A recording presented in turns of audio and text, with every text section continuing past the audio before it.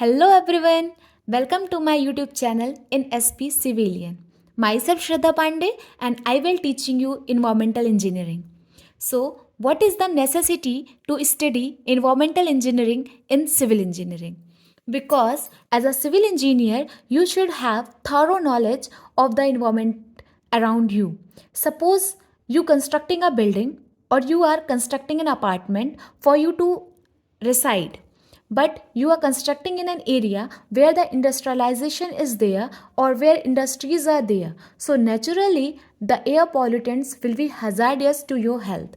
Similarly, if you're living in an area with the water supply to your home is contaminated or it's polluted, so what, naturally you will catch diseases. That's why it is very much essential to study environmental engineering. So all the topics which I will be dealing in this environmental engineering will be like this. I will divide it basically into three broad categories. The first category will be water supply, and second category is sewage, and third last category is air and noise pollution. Water supply engineering में अपन पढ़ेंगे water demand, forecasting population, source of water, quality of water, treatment of water and distribution and conveyance system. Water demand में अपन ये देखेंगे कि पानी की डिमांड कितनी है. इसके लिए कई सारे एम्पिरिकल फॉर्मूलेज हैं जहाँ से अपन फायर डिमांड कैलकुलेट करते हैं.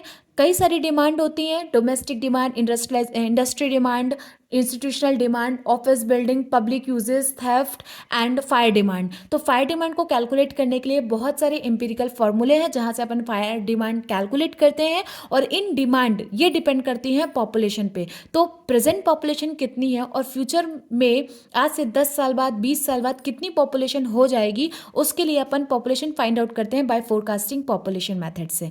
उसके बाद अपन को देखना है sources of water.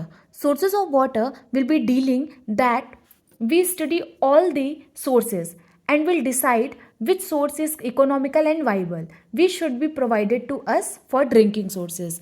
River, sea, ocean, lakes, कई सारे sources of water है, but हमको 365 days हमको कौन सा पानी, किस सोर्स से पानी अवेलेबल है और कौन सा पानी हमको इकोनॉमिकल है, उससे हम सेलेक्ट करेंगे ड्रिंकिंग पर्पस के लिए सोर्स ऑफ वाटर कौन सा सही है. उसके बाद अपन देखते हैं क्वालिटी ऑफ वाटर, या इसी को बोलते हैं कैरेक्टरिस्टिक्स ऑफ वाटर. तीन बेसिकली कैरेक्टरिस्टिक्स पानी की होती हैं, physical, chemical and biological. Physical में अपन देखते हैं जिसको अपन विच वी कैन सी, जिसको हम जैसे टर्बिडिटी, ऑर्डर, टेस्ट, टेम्परेचर, ये सब फिजिकल कैरेक्टरिस्टिक्स के अंदर आती हैं. केमिकल में आपका pH, hardness etc. BOD, alkalinity, acidity, these all are the chemical characteristics. In biological characteristics में जो पैथोजेंस, जैसे पानी में कई सारे बैक्टीरिया प्रेजेंट होते हैं, लेकिन वो बैक्टीरिया जो डिसीजेस कॉज करते हैं उन बैक्टीरिया को अपन बोलते हैं पैथोजेंस. और diseases causing bacteria, diseases like cholera, typhoid etcetera. उसके बाद अपन देखेंगे पानी को ट्रीटमेंट. अपन को जो हमारा रॉ वाटर है, रिवर का जो पानी है, उसको अपन लेकर के जाएंगे ट्रीटमेंट प्लांट में, जहाँ पे कई सारी यूनिट्स हैं. उन यूनिट से हम पानी को पास कराएंगे और देन हम उस पानी को डिस्ट्रीब्यूशन सिस्टम, पाइप्स के थ्रू हम पानी को घर घर में सप्लाई करेंगे. उसके बाद अपन आते हैं सीवेज में. सीवेज जो है हमारा 99.9% वाटर होता है एंड 0.1% इसमें सॉलिड होता है. इसमें अपन पहला पॉइंट देखेंगे इंपॉर्टेंट टर्म्स, जैसे सीवेज, सीवर लाइन, सलेज, सीवरेज, ये सारे इंपॉर्टेंट टर्म्स देखेंगे जो कि सीवेज से रिलेटेड रहेंगे. उसके बाद अपना आता है system of sewage, intermediate system, combined system, partially separate system. ये सारे अपन तीन टाइप के सिस्टम होते हैं जिनको अपन सिस्टम ऑफ सीवेज में डिस्कस करेंगे. करेक्टरिस्टिक्स ऑफ सीवेज, इसमें भी physical, chemical and biological characteristics होती हैं सीवेज की. उसके बाद अपन सीवेज को ट्रीट करते हैं ट्रीटमेंट प्लांट में ले जा करके, सीवेज ट्रीटमेंट प्लांट में ले जा करके हम सीवेज को ट्रीट करते हैं. देन हम उसको लैंड या फिर वाटर बॉडी में डिस्पोज करते हैं. It's depend on dilution factor. उसके बाद अपना आता है last one is air and noise pollution. Okay, presence of any foreign matter in the atmosphere beyond its permissible limit or which is hazardous to human health is termed as air pollution. Resources of air pollution could be the natural sources or the man-made sources. Air pollution is very much harmful for the human health because we could get diseases like asthma, lung cancer, bronchitis, and n number of more diseases. So it is very much necessary to control air pollution.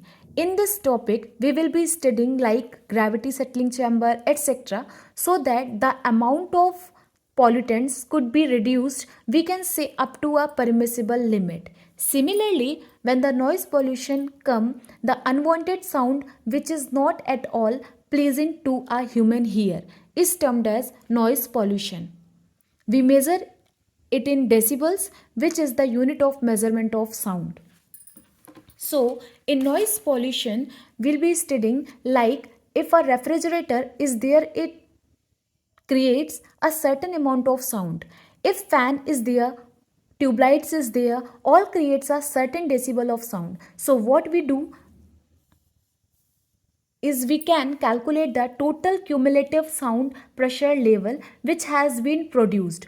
All these will be studying in noise pollution. So I hope all the topics which I am dealing is very much clear to you.